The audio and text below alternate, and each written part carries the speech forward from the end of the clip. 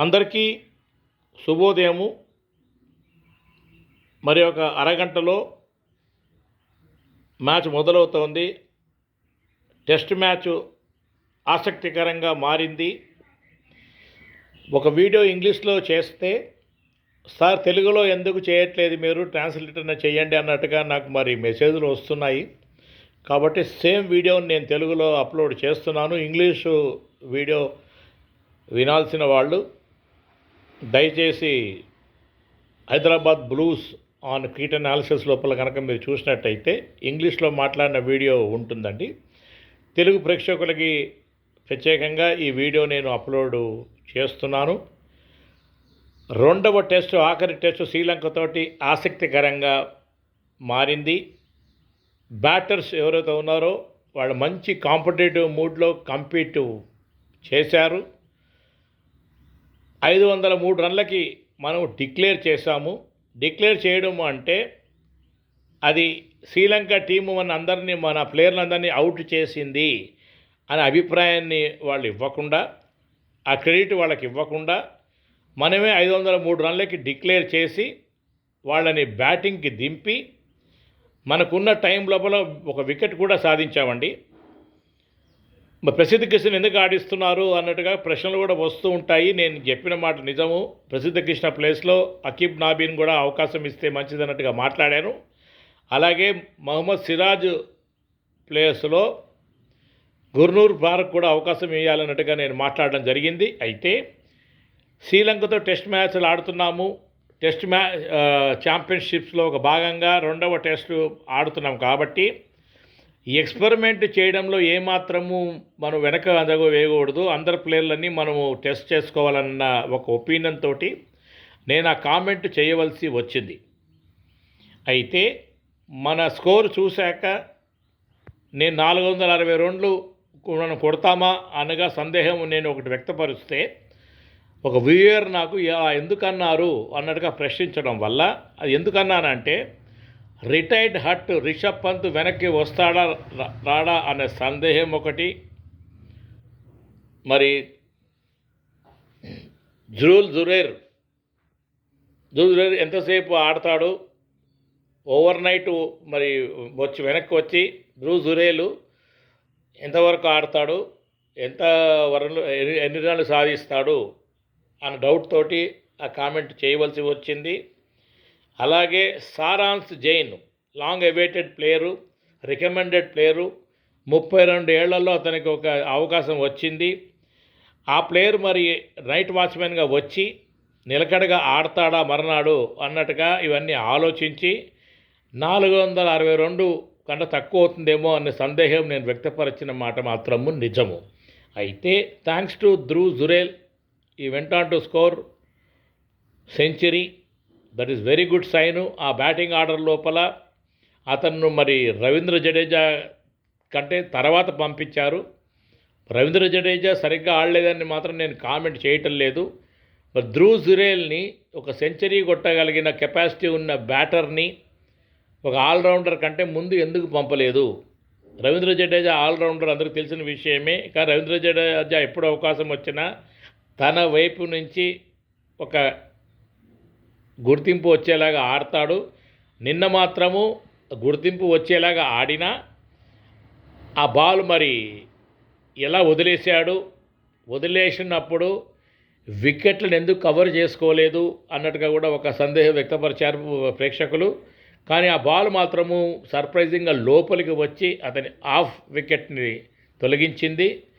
Miss judgement ఏమైనా చేశాడా లేదా bowlers ability to cut the ball inside the అన్నట్టుగా మనము అభిమానించవచ్చు. ఏది ఏమైనా మనం డిక్లేర్ చేయడం వల్ల శ్రీలంక టీముని మనం ఆహ్వానించాము, ఛాలెంజ్ చేశాము, ఒక వికెట్ కూడా కోల్పోయాము. ఇప్పుడు వరుణదేవుడు మనం అందరం ప్రార్థిద్దాము. ఈ వరుణదేవుడు కనుక కరుణిస్తే మనం మళ్ళీ వాళ్ళని ఇన్నింగ్స్ రిపీట్ లాగా ఇన్వైట్ చేయొచ్చా? వాళ్ళు కొట్టే పరిస్థితుల్లో మాత్రం లేరు. వాళ్ళ చేతిలో ఉన్నది ఇప్పుడు ఏమిటి అంటే 503 రన్లు కొట్టాలి అంటే వాళ్ళు మరి నిలకడగా ఆడతారా? ఆ పేషెన్స్ని మనం బ్రేక్ చేయగలమా?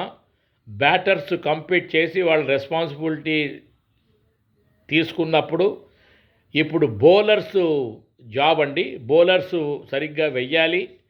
వాళ్ళు కూడా కాంపిటీషన్ మూడ్లో బౌలింగ్ వేసి పిచ్లో ఉన్న మెళకువలు ఏవైతే గుర్తించి అడ్వాంటేజ్ తీసుకుని మరి వాళ్ళు సిస్టమేటిక్గా డిసిప్లిన్డ్గా బౌలింగ్ వేసి ఫీల్డ్ సెటప్ సరిగ్గా చేసి చక్కని ఫీల్డింగ్ తోటి ఈ మ్యాచ్ కూడా మనం గెలుస్తాము అనే నమ్మకం నాకు ఉందండి. ఇదే పాయింట్స్ నేను ఇంగ్లీష్లో మాట్లాడడం జరిగింది.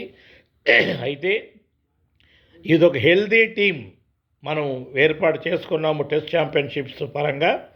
ధ్రువ్ జురేల్ సెంచరీ కొట్టడం అనేది చక్కటి పరిణామము. ధ్రువ్ జురేల్ని మరి నెక్స్ట్ మ్యాచ్ అన్నా ఏదన్నా టెస్ట్ మ్యాచ్లో కనుక ఇద్దరు ప్లేయర్లు ఉంటే మాత్రము ధ్రువ్ జురేల్ని రవీంద్ర జడేజా కంటే ముందు పంపుతారు అనే అభిప్రాయాన్ని నేను వ్యక్తపరుస్తున్నాను. కేఎల్ రాహుల్ ఆ షాటు ఆడినప్పటికీ మిస్ టైమింగ్ అయిన మంచి డెలివరీకి అవుట్ అయ్యాడు. అతను స్క్వేర్ కట్ కొట్టినప్పుడు మిస్ టైమింగ్ అయ్యి అతను అవుట్ అయ్యాడు.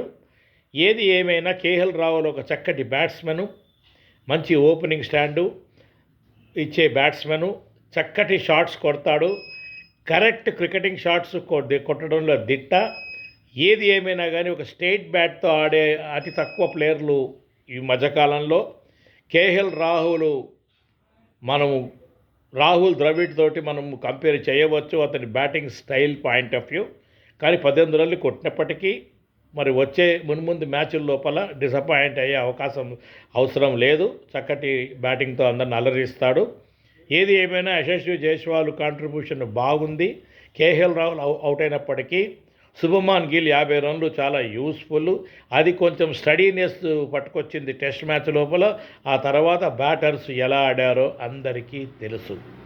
అయితే సారాంశ్ జైన్, మానవ్ సతర్ వాళ్ళు కూడా బ్యాటింగ్లో కొంచెము మంచిగానే ఆడుతున్నారు. అయితే నిలకడగా ఆడి వాళ్ళకు వచ్చిన అవకాశాన్ని వినియోగించుకుంటే మనకు ఒక 8 బ్యాటర్స్ ఉంటారు. ఆల్రౌండర్స్తో పాటు బ్యాటర్స్ కూడా ఉంటారు. ప్రపంచం మన వైపు చూస్తుంది. ఏ ఫార్మాట్లో అయినా ఇటువంటి బ్యాటింగ్ లైనప్, ఇటువంటి ఆల్రౌండర్స్, ఇటువంటి బౌలింగ్ స్ట్రెంత్ కనుక మనం డెవలప్ చేసుకుంటే మళ్ళీ భారతదేశం నెంబర్ 1 టీమ్గా నిలబడుతుంది అనడంలో నాకేమాత్రమూ సందేహం లేదు. ఇది నా కామెంట్ అండి. వరుణదేవుడిని ప్రార్థిద్దాము. వరుణదేవుడు గనక ఇవాళ కరుణిస్తే ఈ టెస్ట్ మ్యాచ్ మన ఫేవర్లో ఉండబోతోంది అని మాత్రం ఒక మంచి పాజిటివ్ కామెంట్ తోటి నేను సెలవు తీసుకుంటున్నాను. నా పేరు సాయి ప్రసాద్ అలియాస్ సాయి ప్రకాష్. నా ఛానల్ పేరు Hyderabad blues on cricket analysis. నా గుడ్ లక్ ప్రసాద్ @gmail.comకి మీ డౌట్స్ మీరు పంపించండి. నా వ్యూవర్కి నేను సమాధానం చెప్పాను. 460 రన్లు కొడతారా అన్నట్టుగా సందేహం వ్యక్తపరిచినప్పుడు ఎందుకు అలా అన్నారు అనే ప్రశ్నకు నేను సమాధానం ఇచ్చాను. అది ఎందుకంటే రిషబ్ పంత్ మరి వెనక్కి వచ్చి బ్యాటింగ్ ఆడతాడు అని ఊహించలేదు. మరి అలాగే ధ్రువ్ జురేల్ సెంచరీ కొడతాడనే విషయం అందరినీ ఆశ్చర్యపరిచేలాగా అనిపించింది.